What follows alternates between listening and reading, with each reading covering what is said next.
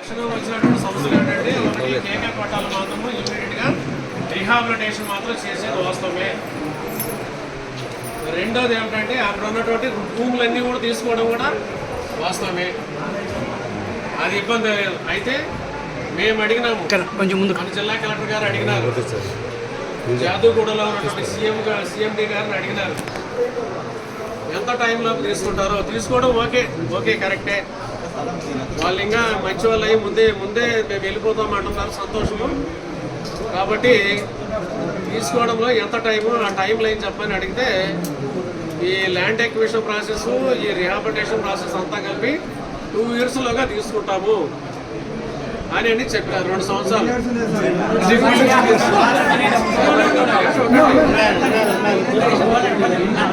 2 yearsలోగా తీసుకుంటాము.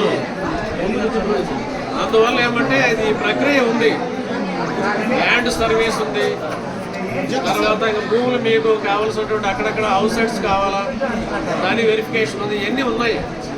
కాబట్టి వాళ్ళ ఎంటైర్ ప్రక్రియ 2 సంవత్సరాల్లో పూర్తి చేస్తామన్నారు. అయితే దానికి మినిట్స్ కూడా రెడీ చేసినాం ఆల్రెడీ.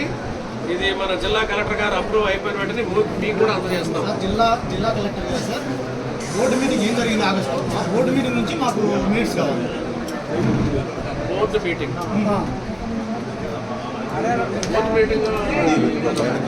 నగనన్న కూడా చెప్పినాడు, బోర్డు మీటింగ్ జరిగింది, ఆగస్టులో జరిగింది. చెప్పండి, క్లియర్ చెప్పండి.